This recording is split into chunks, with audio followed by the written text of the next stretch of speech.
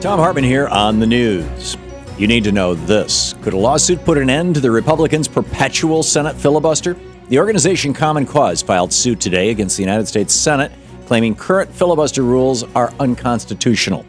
In a statement released today, Common Cause President Bob Edgar said the abuse of the filibuster by minorities on both sides of the aisle, but especially Republicans since Obama became president, is, quote, an affront to our democracy and not the way the Senate was supposed to work, end quote. Citing a previous Supreme Court decision ruling that the Senate's rules cannot conflict with the Constitution, Common Cause's lawsuit alleges that the Constitution only calls for a supermajority requirement in special cases like overriding a presidential veto or ratifying a treaty, and does not require a two-thirds vote to begin debate, approve judges, or pass routine legislation as it's used today. Several members of Congress are plaintiffs in the lawsuit. For the past few years, Republicans in the Senate, led by Mitch McConnell, who boasted that his number one goal is not to create jobs for Americans, but instead to put President Obama out of a job, have shut down an entire branch of government by abusing the filibuster. This is not what democracy looks like. In screwed news, all signs now point to a Greek default and exit from the euro. Greece's president announced today that parties have failed to create a coalition government, and he's called for new elections in June. When Greek voters hit the polls again, the far-left Syriza party is expected to win big and will likely be able to form a coalition government opposed to more trickle-down austerity, putting it at odds with the bailout deal reached with EU officials back in March. Greece could run out of money within the next month, and without a bailout will almost certainly default and be forced out of the euro. Now it's just a question of how messy this situation might get in the coming weeks. Stay tuned. In the best of the rest of the news, if asked what's more important, being rich or being an American, conservatives choose being rich, even when they could be both. The right wing is showering praise on Facebook co-founder Eduardo Severin after he renounced his U.S. citizen last week just to avoid paying capital gains taxes on the fortune he'll make when Facebook goes public this week. Despite capital gains taxes being at historically low levels, and despite Severin having no intention of investing any of his enormous wealth in the nation that made his success possible, Forbes magazine calls Severin an American hero.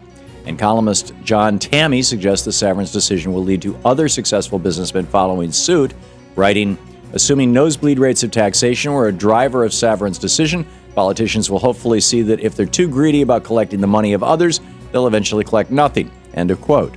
So it's okay to be anti-American as long as you're pro-money.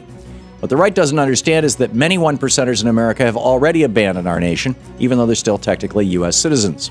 Living in their own gated communities, attending their own private schools, flying in their own private jets, paying their own lower capital gains tax rate, and vacationing year-round in their McMansions around the world, today's Romney-level super-rich don't have any idea what life is like for the typical working American. Like Severin, they've already abandoned our nation. The Virginia House of Delegates is guilty of blatant discrimination. On Monday night, Virginia delegates fell 18 votes shy of appointing Tracy Thorne Begland to be a judge on the district court.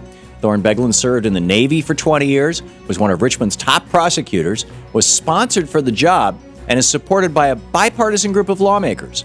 But Thorne Begland is also gay, which, according to Virginia delegate Bob Marshall, disqualified him from being a judge. As Marshall said, quote, "I don't even think it's proper to put his name forward because of his behavior," end quote. This is a sad day in Virginia, and a reminder that despite how far we've come since the civil rights movement, we still have a long way to go. According to a new report out of the Columbia Law School, execution-happy Texas put an innocent man to death back in 1989 under Republican Governor Bill Clements. The report concludes that Carlos de Luna was innocent and wrongfully executed for a murder that happened back in 1983.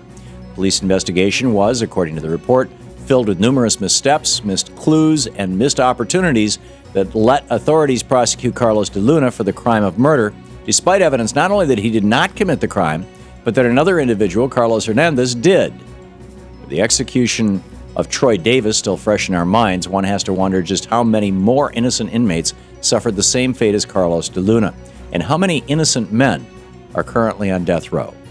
The death penalty should be abolished today before we as a society commit another irreversible and tragic murder. And finally, the Americans-elect experiment in democracy on the internet is a failure.